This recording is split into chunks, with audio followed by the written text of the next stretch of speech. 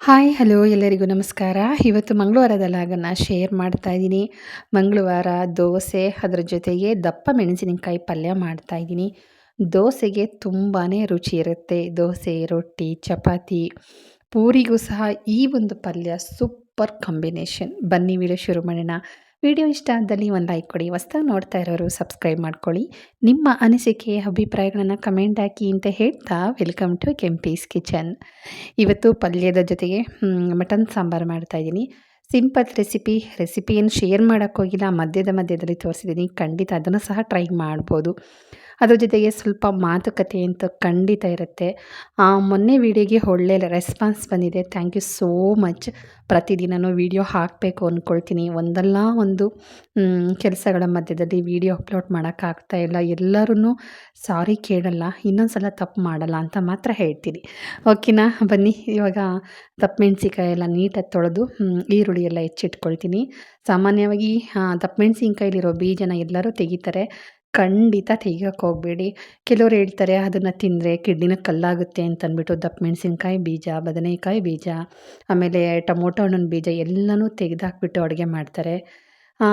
ಕಲ್ಲಾಗಲಿಕ್ಕೆ ಅದೇನು ಭೂಮಿನಲ್ಲಿರೋ ಕಲ್ಲ ಅಲ್ಲ ಅಲ್ವಾ, ಒಂದು ಆಹಾರ ಪದಾರ್ಥ. ನಾವು ಕುಡಿಯೋ ನೀರನ್ನು ಕರೆಕ್ಟಾಗಿ ಕುಡಿದ್ರೆ, ಸರಿಯಾದ ಟೈಮಿಗೆ ನೀರನ್ನು ಕುಡಿದ್ರೆ, ಸರಿಯಾಗಿ ಅಗದು ತಿಂದರೆ ಯಾವುದೇ ಒಂದು ಆಹಾರ ಪದಾರ್ಥ ಚೆನ್ನಾಗಿ ಜೀರ್ಣ ಆಗುತ್ತೆ.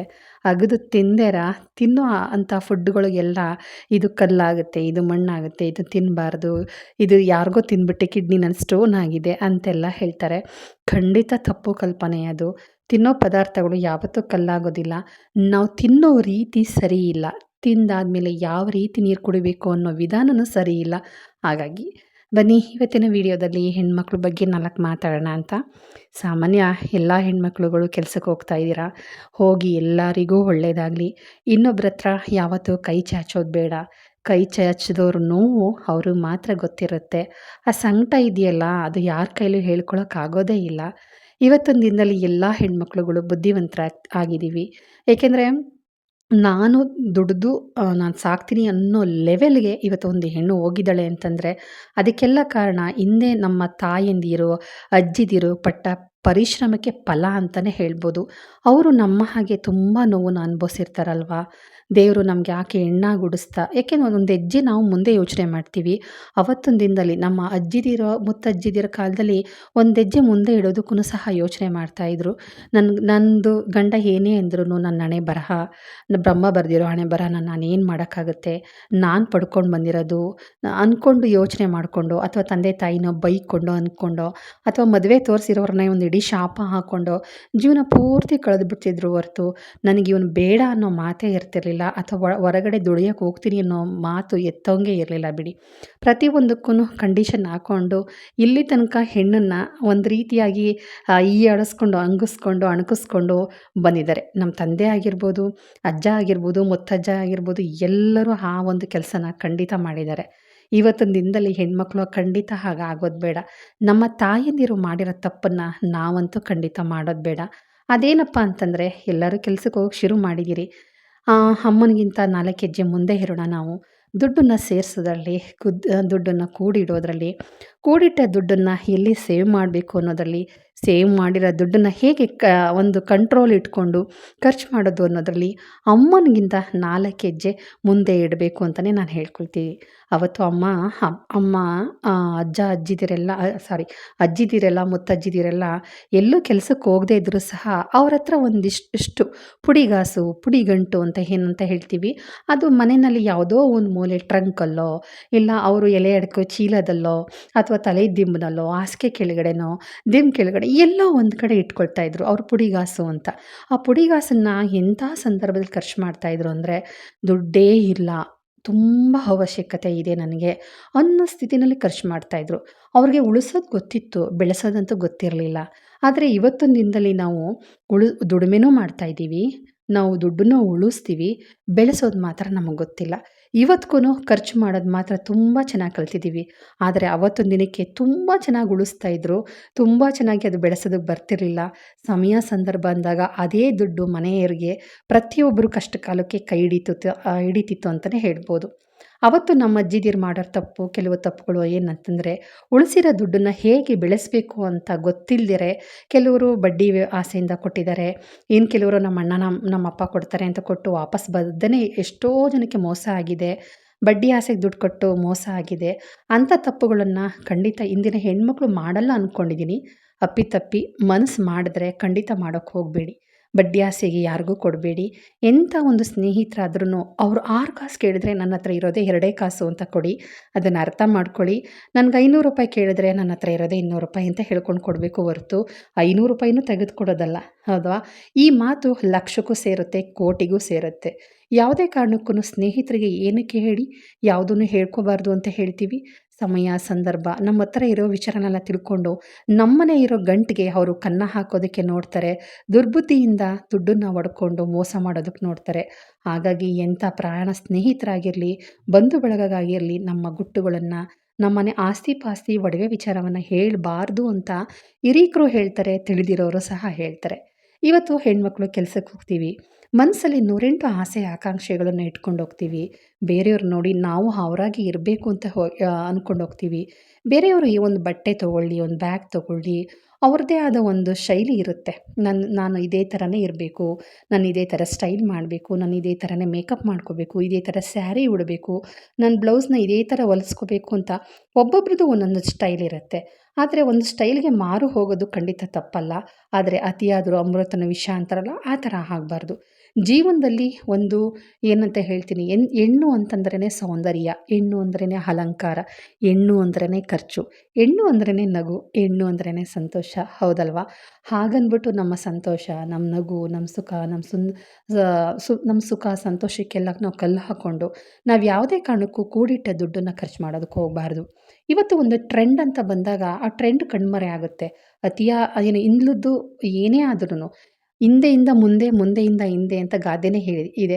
ಎಷ್ಟು ವರ್ಷ ಹಳೇದಾದ್ರೂ ಈ ವರ್ಷದಲ್ಲಿ ಈ ಒಂದು ಇದರಲ್ಲಿ ಬಂದೇ ಬರುತ್ತೆ. ನಮ್ಮ ಅಜ್ಜ ಅಜ್ಜಿ ಹಾಕ್ಕೊಂಡಿರೋ ಬ್ಲೌಸ್ ಆಗಿರ್ಬೋದು, ಓಲೆ ಆಗಿರ್ಬೋದು, ತಾಳಿ ಚೈನ್ ಆಗಿರ್ಬೋದು, ಎಲ್ಲವೂ ಸಹ ಹಿಂದೆಯಿಂದ ಮುಂದೆ, ಮುಂದೆಯಿಂದ ಹಿಂದೆ ಅಂತ ಒಂದು ಟ್ರೆಂಡ್ ಅದು. ಒಂದು ಟ್ರೆಂಡ್ ಅಂತ ಸೃಷ್ಟಿಯಾದಾಗ ಕೆಲವ್ರ ಮನಸ್ಸು ಏನಂತ ಹೇಳುತ್ತೆ, ಇವತ್ತು ಟ್ರೆಂಡಲ್ಲಿ ಇದು ಸೀರೆ ಚೆನ್ನಾಗಿದೆ, ಈ ಬ್ಲೌಸ್ ಚೆನ್ನಾಗಿದೆ, ಇದನ್ನು ತಗೊಳ್ಳೇಬೇಕು, ಈ ಬ್ಯಾಗ್ ತುಂಬ ಚೆನ್ನಾಗಿದೆ ತಗೋಬೇಕು ಅಂತ ತುಂಬ ಆಸೆ ಪಡ್ತಾರೆ. ಖಂಡಿತ ತಪ್ಪು ಅಂತನ್ನಲ್ಲ. ಆದರೆ ಅವಶ್ಯಕತೆ ಇದ್ದರೆ ಮಾತ್ರ ಆಸೆ ಪಡಿ. ಇಲ್ಲ ಅಂತಂದರೆ ಖಂಡಿತವಾಗ್ಲೂ ಆಸೆ ಪಡಲಿಕ್ಕೆ ಹೋಗಬೇಡಿ. ಟ್ರೆಂಡ್ ಅನ್ನೋದು ಇವತ್ತಿದ್ದು ಮಾಯ ಆಗುವಂಥದ್ದು ಹೊರತು ಅದು ಶಾಶ್ವತವಾಗಿ 16 ವರ್ಷ ಉಳ್ಕೊಳ್ಳೋದಿಲ್ಲ. 3 ತಿಂಗಳಿಗೆ 1 ವರ್ಷಕ್ಕೆ 2 ವರ್ಷಕ್ಕೆ ಟ್ರೆಂಡ್ ಅನ್ನೋದು ಈಗ ಬರುತ್ತೆ, ಹಾಗೋಗುತ್ತೆ. ನಮ್ಮತನ ಅನ್ನೋದು ಕೊನೆಗೆ ಉಳಿಯೋದು, ಟ್ರೆಂಡ್ ಯಾವತ್ತಿಗೂ ಉಳಿಯೋದಿಲ್ಲ. ತಗೊಂಡಿರೋ ಎಲ್ಲ ವಸ್ತುಗಳು ನಮಗಿಷ್ಟ ಆಗಬೇಕು ಅಂತ ಏನಿಲ್ಲ ಅಲ್ವಾ? ಹೌದು.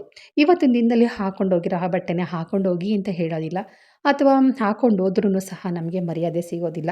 ನಾವು ಮಾಡೋವಂಥ ನಾವೇನು ಕೆಲಸ ಮಾಡ್ತೀವಿ, ಆ ಜಾಗದಲ್ಲಿ ಯಾರು ಹೇಗಿರ್ತಾರೋ ಹಾಗೇ ಇರಬೇಕು. ಹಾಗಂತಂದ್ಬಿಟ್ಟು ಇರೋ ಬರೋ ದುಡ್ಡನ್ನೆಲ್ಲ, ಸಂಪಾದನೆ ಮಾಡೋ ದುಡ್ಡನ್ನೆಲ್ಲ ಬರೀ ಬಟ್ಟೆಗೆ ಮತ್ತು ನನ್ನ ಒಂದು ಶೃಂಗಾರ ಬಂಗಾರಕ್ಕೆ ಸುರಿದ್ಬಿಟ್ಟು ಬರೀ ಕೈ ಮಾಡ್ಕೊಳ್ಳೋದು ಎಷ್ಟು ಮಟ್ಟ ಸರಿ? ಇವತ್ತು ಯಾರು ಕಲಿದಿರೋ ಪಾಠನ ನಾನು ಕಲಿಸ್ತೀನಿ ಅಂದ್ಕೊಂಡು ತೀರ್ಮಾನ ಮಾಡ್ಕೋಬೇಕು. ಹೌದು.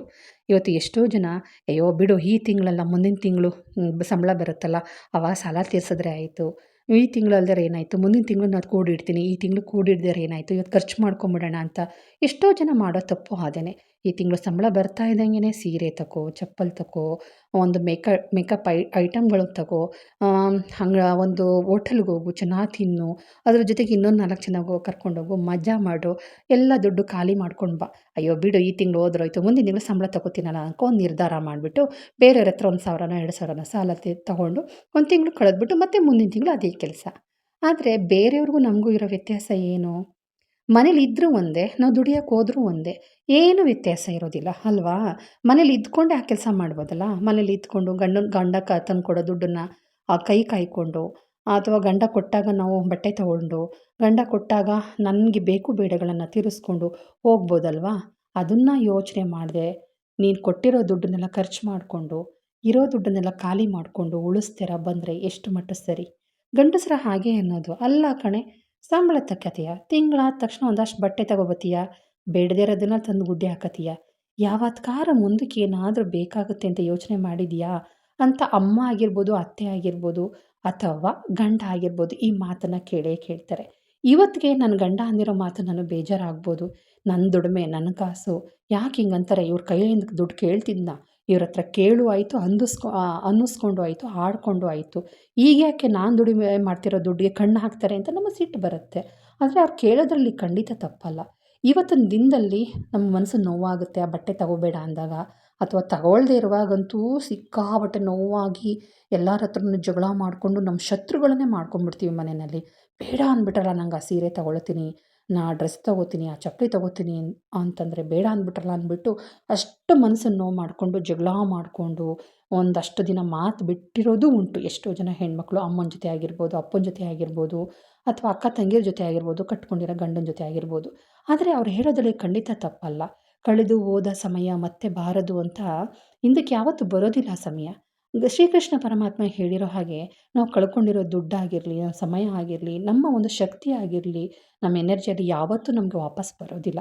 ದುಡ್ಡು ಅಂತನ್ನೋದು ಮಾಯೆ. ಇವತ್ತು ಖಾಲಿ ಆಗುತ್ತೆ, ನಾಳೆ ಬರುತ್ತೆ ಅಂತ ಅನ್ನೋದಕ್ಕೆ ಅದು ನಮ್ಮ ಕೈ ಬಂದು ಸೇರುತ್ತೆ ಅನ್ನೋದೇ ಗ್ಯಾರಂಟಿ ಇರೋದಿಲ್ಲ. ನಾಳೆ ಯಾರಿಗೆ ಏನಾಗುತ್ತೆ ಅಂತ ಗೊತ್ತೇ ಇರೋದಿಲ್ಲ. ಇವತ್ತು ನನ್ನ ಗಂಡ ನಾನು ಬೈತಾ ಇದ್ದಾನೆ ಅಂತಂದರೆ, ನೀನು ಕೆಲಸಕ್ಕೆ ಹೋಗದೇ ಇದ್ರೂ ಪರವಾಗಿಲ್ಲ ಮನೇಲಿರು, ನೀನು ಬರೋ ಸಂಬಳನೆಲ್ಲ ವೇಸ್ಟಾಗಿ ಖರ್ಚು ಮಾಡ್ತಾ ಇದೀಯಾ, ನಿನಗೇನಿದ್ರು ಮನೇಲಿರೋಕ್ಕೆ ಲಾಯಕ್ಕು, ಬರೋ ದುಡ್ಡನ್ನು ಕೂಡಿಸಿಟ್ಟು ನಾಳೆಗೆ ಮಕ್ಕಳಿಗೋ ನಿನಗೋ ಒಳ್ಳೇದಕ್ಕೋ ಕೆಟ್ಟದಕ್ಕೋ ಉಪಯೋಗಿಸ್ಕೊತಾಳೆ, ಹೋಗಲಿ ಬರಲಿ ಬಿಡು ಅಂತ ನಾನು ಅಂದ್ಕೊಂಡ್ರೆ, ಬರೀ ಇಲ್ಲ ಸಲ್ಲದ ಬೇಡ ಸಲ್ಲದ್ದೆಲ್ಲ ತುಂಬ್ತಾ ಇದೀಯ ನೀನು. ಹೋಗಬೇಡ, ನೀನು ಏನಿದ್ರು ನನ್ನ ಹತ್ರನೇ ₹5 ₹10 ಕೈ ಒಡ್ಬೇಕು, ಮನೇಲಿರು ಅಂತಂದರೆ ಏನು ಮಾಡ್ತೀರಾ ಅಲ್ವಾ? ಖಂಡಿತವಾಗ್ಲೂ ಈ ಮಾತನ್ನು ತುಂಬ ಜನ ಹೆಣ್ಮಕ್ಳು ಕೇಳ್ಪಟ್ಟಿದ್ದಾರೆ. ನಾನು ಹೇಳೋದು ಒಂದೇ, ಪ್ರತಿಯೊಬ್ಬರಿಗೂ ಕಿವಿ ಮಾತು. ದುಡ್ಡು ಸಂಬಳ ಬಂದ ತಕ್ಷಣವೇ ಫಸ್ಟು 4 ಭಾಗವನ್ನಾಗಿ ಮಾಡಿ, ಒಂದು ಮನೆಗೆ, ಮತ್ತೊಂದು ಮಕ್ಕಳಿಗೆ, ಇನ್ನೊಂದು ನನ್ನ ಫ್ಯೂಚರ್ಗೆ, ಮಗದೊಂದು ನನ್ನ ಖರ್ಚಿಗೆ ಅಂತ ಭಾಗಗಳನ್ನಾಗಿ ಮಾಡಿ, ಮನೆ ಖರ್ಚಿಗೆ ಅಂತಂದಾಗ ಗಂಡ ಕೊಟ್ಟೇ ಕೊಡ್ತಾರೆ. ಆ ದುಡ್ಡನ್ನು ಎತ್ತಿ ಬ್ಯಾಂಕಿಗೆ ಹಾಕಿ, ನಿಮ್ಮ ದುಡ್ಡು ಒಟ್ಟಿನಲ್ಲಿ ಗಂಡ ಕೊಡಲಿ ಕೊಡದೆ ಹೋಗಿ 4 ಭಾಗ ಮಾಡಲೇಬೇಕಾಗತ್ತೆ. ಇನ್ನೊಂದು ನನ್ನ ಖರ್ಚಿಗೆ ಅಂತ ಕೊಡೋದನ್ನು ನಿಮ್ಮ ಪರ್ಸೊಳಗಡೆ ಹಾಕ್ಕೊಳ್ಳಿ. ಮಕ್ಕಳಿಗೆ ಅನ್ನೋ ಕೊಡೋ ಮಕ್ಕಳಿಗೆ ಅಂತ ಎತ್ತಿಟ್ಟಿರೋ ಅಂಥದ್ದನ್ನು ತೆಗೆದು ಅದನ್ನು ಸಹ ಬ್ಯಾಂಕಿಗೆ ಇಡಿ. ಇನ್ನೊಂದು ವಿಚಾರ ಏನಂತಂದರೆ, ನನಗೆ ಬೇಕು ಬೇಡಗಳ ಅಂತ ಮೆಡಿಕಲ್ ಅಂತ ಏನಂತ ಇಟ್ಟಿರ್ತೀವಿ, ಆ ಖರ್ಚನ್ನು ಅಷ್ಟೇ ಬ್ಯಾಂಕಿಗಿಡಿ. ಯಾವುದೇ ಒಂದು ಖರ್ಚನ್ನು ಮಾಡಬೇಕಾದ್ರೂ ಸಪ್ರೇಟಾಗಿ ಆಲೋಚನೆ ಮಾಡಿ ಖರ್ಚನ್ನು ಮಾಡಬೇಕಾಗತ್ತೆ. ಹೌದು ಸ್ನೇಹಿತರೆ, ಬ್ಯಾಂಕಿಗೆ ಇಟ್ಬಿಟ್ರೆ ಆಗೋಯ್ತಾ? ಬ್ಯಾಂಕಲ್ಲಿ ಬಡ್ಡಿ ಬರುತ್ತಾ ಅನ್ನೋದಾದರೆ ಖಂಡಿತ ಬರೋದಿಲ್ಲ. ನಾವು ಅಂದ್ಕೊಂಡ ಬರೋದಿಲ್ಲ. ಎಲ್ಲಿ ಇನ್ವೆಸ್ಟ್ ಮಾಡಬೇಕು ಅಲ್ಲಿ ಇನ್ವೆಸ್ಟ್ ಆಗತ್ತೆ. ಮ್ಯೂಚುವಲ್ ಫಂಡಲ್ಲಿ ಇನ್ವೆಸ್ಟ್ ಮಾಡಿ, ಒಳ್ಳೆ ನಿಮಗೆ ಬಡ್ಡಿ ಬರುತ್ತೆ. ಮಕ್ಕಳು ಇವತ್ತೇನಾದರೂ ನನಗೆ 1 ವರ್ಷದ ಮಗಳಿದ್ದಾಳೆ, ಅಥವಾ ನನಗೆ ಒಂದು ಪುಟ್ಟದು 2 ವರ್ಷ ಮಗು ಇದೆ, ಅವಳ ಮದುವೆಗೆ, ಅವಳ ಎಜುಕೇಷನ್ಗೆ, ಅವಳ ಲೈಫ್ಗೆ ನಾನು ದುಡ್ಡು ಬೇಕು ಅಂತಂದರೆ, ನಿಮ್ಮ ಕೈಯಲ್ಲಿ ಏನಾದರೂ ಒಂದು 40,000-50 ಸಾವಿರ ಸಂಬಳ ಬರ್ತಿದ್ರೆ ಕಣ್ಣು ಮುಚ್ಕೊಂಡು ಒಂದು 10,000ನೋ 15,000ನೋ SIPನಲ್ಲಿ ನೀವು ಇನ್ವೆಸ್ಟ್ ಮಾಡಬೇಕಾಗತ್ತೆ. ಖಂಡಿತವಾಗ್ಲೂ ನೀವು ಏನಾರು SBI ಬ್ಯಾಂಕಿಗೆ ಹೋದರೆ ಖಂಡಿತ ಇನ್ವೆಸ್ಟ್ ಮಾಡಿ. ನೀವು ಅಂಥ ಟೈಮು ಒಂದು 18 ವರ್ಷ 20 ವರ್ಷ ಇದೇ ಥರ ಇನ್ವೆಸ್ಟ್ ಮಾಡ್ತಾ ಹೋಗ್ತಾ ಇದ್ದರೆ ಲಕ್ಷಾಂತರ ರೂಪಾಯಿ, ಕೋಟ್ಯಾಂತರ ರೂಪಾಯಿ ಕೈಗೆ ಸೇರುತ್ತೆ ಅಂತಲೇ ಹೇಳ್ಬೋದು.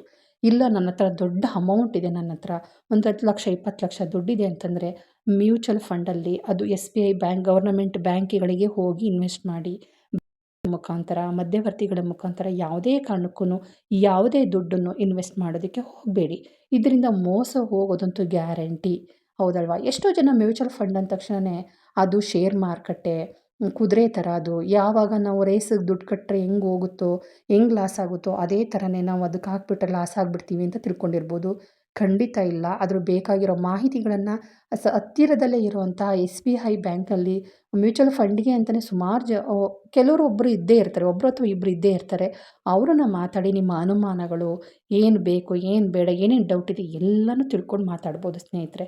ದುಡ್ಡನ್ನು ಉಳಿಸೋದ್ರ ಜೊತೆಗೆ ಬೆಳೆಸೋದನ್ನು ನೋಡಿ. ಯಾವತ್ತು ನಾವು ದುಡ್ಡನ್ನು ಬೆಳೆಸ್ತೀವೋ ಆವತ್ತು ನಮ್ಮ ಪರಿಶ್ರಮಕ್ಕೆ ತಕ್ಕ ಫಲ ಸಿಕ್ಕೇ ಸಿಗುತ್ತೆ. ಈ ಶರೀರ ಹೀಗೆ ಇರೋದಿಲ್ಲ, ಈ ಸೌಂದರ್ಯನೂ ಹೀಗೆ ಇರೋದಿಲ್ಲ, ಸಮಯ ಅನ್ನೋದು ಹೀಗೆ ಇರೋದಿಲ್ಲ. ನಾವು ಮಾಡ್ತಕ್ಕಂತಹ ಕೆಲಸ ಇದೇ ಥರ ಕೊನೆ ತನಕ ಒಂದೇ ಕೆಲಸದಲ್ಲಿ ನಾವು ಸ್ಟಕ್ ಆಗಿರ್ತೀವಿ, ಹಿಂಗೆ ಸಂಪಾದನೆ ಮಾಡ್ತೀವಿ ಅಂದ್ಕೊಂಡೋಗಿ ಹೇಳೋಕ್ಕಾಗೋದಿಲ್ಲ. ಯಾವತ್ತು ಕೆಲಸ ಬಿಡ್ತೀವೋ ಗೊತ್ತಿಲ್ಲ, ಯಾವತ್ತು ದುಡ್ಡು ಕೈಯಲ್ಲಿರೋದು ಖಾಲಿಯಾಗುತ್ತೋ ಗೊತ್ತಿಲ್ಲ, ಯಾವತ್ತು ನಾನು ಅನಾರೋಗ್ಯದಿಂದ ಮಲಗ್ತೀನೋ ಗೊತ್ತಿಲ್ಲ, ಯಾವತ್ತು ನಮಗೆ ಯಾವ ರೀತಿ ಗ್ರಹಚಾರರ ರೂಪದಲ್ಲಿ ದರಿದ್ರ ಅಂತ ಬಂದು ಕೂರಿಸ್ಕೊಳ್ಳುತ್ತೋ ಯಾರಿಗೂ ಗೊತ್ತಿಲ್ಲ. ಆದರೆ ಇವತ್ತು ನನಗೆ ಭಗವಂತ ಕೊಟ್ಟಿದ್ದಾನಲ್ವ, ಅಚ್ಚಿಟ್ಟು ಬಚ್ಚಿಟ್ಟು ಆ ಕೊಟ್ಟಿರೋ ಸಂಪಾದನೆ ಅದು ಮಹಾಲಕ್ಷ್ಮಿ ಸ್ವರೂಪ. ಅದಕ್ಕೆ ಗೌರವ ಕೊಟ್ಟು ಇವತ್ತು ದುಡ್ಡನ್ನು ಕೂಡಿಟ್ರೆ ನಾಳೆ ನನ್ನನ್ನು ಕಾಯುತ್ತೆ ಅಂತ ಹೇಳಿ ತಿಳ್ಕೊಳ್ಳಿ. ಇವತ್ತು ನಾನು ದುಡ್ಡನ್ನು ಸಂಪಾದನೆ ಮಾಡಿದ್ರೆ ನಾಳೆ ದುಡ್ಡು ನಮ್ಮನ್ನು ಕಾಯುತ್ತೆ. ನಮ್ಮನ್ನು ಸಾಕಲಿಕ್ಕೆ ನಿಂತ್ಕೊಳ್ಳುತ್ತೆ. ಇದಂತೂ ಸತ್ಯ. ಯಾರಿಗೂ ಬಡ್ಡಿ ಕೊಡೋದಕ್ಕೆ ಹೋಗಬೇಡಿ. ದುಡಿಮೆ ಮಾಡ್ತಾ ಇದ್ದೀನಿ ಅಂತ ಅಹಂಕಾರ ಬೇಡ. ದುಡಿಮೆ ಮಾಡ್ತಾ ಇದ್ದೀನಿ ಏನು ತಗೋಬೇಡ ಅಂತ ಬೈತಾರೆ ಅಂತಂದ್ಬಿಟ್ಟು ಖಂಡಿತ ನೋವು ಮಾಡ್ಕೊಳ್ಳೋದು ಬೇಡ. ಎಲ್ಲ ಹೆಣ್ಮಕ್ಳಿಗೂ ತುಂಬ ಸಿಟ್ಟು ಬರುತ್ತೆ. ನನಗೂ ಬರುತ್ತೆ. ಏನಮ್ಮ ಈಗ ತಾನೇ ಹೋದ ತಿಂಗಳು ತಾನೇ ಚಪ್ಪಲಿ ತೊಗೊಂಡೆ, ವ್ಯಾನಿಟಿ ಬ್ಯಾಗ್ ತೊಗೊಂಡೆ, ಆಗಲೇ ಸಂಬಳ ಬಂದ ತಕ್ಷಣ ತೊಗೊಂಡು ಬಂದೆ ಅಂತಂದರೆ ಪಿತ್ತ ನೆತ್ತಿಗೆ ಇರುತ್ತಲ್ವಾ? ಯಾಕೆ ಹೇಳಿ? ನಾನು ಏನು ದೊಡ್ಡದಾಗೇನು ಚಿನ್ನ ಬೆಳ್ಳಿ ಬಂಗಾರ ಕೇಳಿದ್ನಾ? ಆಫ್ಟರ್ ಆಲ್ ಒಂದು ವ್ಯಾನಿಟಿ ಬ್ಯಾಗ್ ಒಂದು ಚಪ್ಪಲಿ ತೊಗೊಂಡೋದಕ್ಕೆ ಇಷ್ಟು ಮಾತಾಡ್ತಾರಲ್ಲ, ಏನು ಸಂಪಾದನೆ ಮಾಡಿ ಇವ್ರು ಕೊಟ್ಬಿಡ್ತಿದ್ರೇನೋ, ನನ್ನ ಸಂಪಾದನೆ ನಾನು ತೊಗೊಂಡೆ ಅಂತ ಅಂದೇ ಅನಿಸುತ್ತೆ. ಆದರೆ ಅವ್ರು ಅನ್ನೋದ್ರ ತಪ್ಪೇನಿಲ್ಲ ಅಲ್ವಾ? ಮನೆಯಲ್ಲಿ ವ್ಯಾನಿಟಿ ಬ್ಯಾಗ್ ಇದೆಯಾ? ಇದೆ.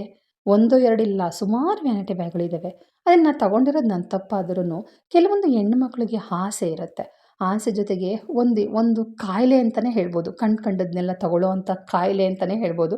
ಅದು ತುಂಬ ಜನ ಹೆಣ್ಮಕ್ಳುಗಳಿಗಿರುತ್ತೆ. ಖಂಡಿತ ಆ ಥರ ಏನಾರ ಕಾಯಿಲೆ ನಮ್ಮಂಥ ಹೆಣ್ಮಕ್ಳಿಗಿದ್ರೆ ಖಂಡಿತ ಮೊದಲು ನಾವುಗಳು ಫಸ್ಟ್ ವಾಸಿ ಮಾಡ್ಕೊಂಬಿಡೋಣ. ಇನ್ನೊಬ್ರ ಕೈಲಿ ಅನ್ನಿಸ್ಕೊಳ್ಳೋದು ಬೇಡ. ಆಯಿತಾ? ಯಾಕೆಂದರೆ ಈ ಕಾಯಿಲೆ ನನಗೂ ಮೊದಲು ಇತ್ತು.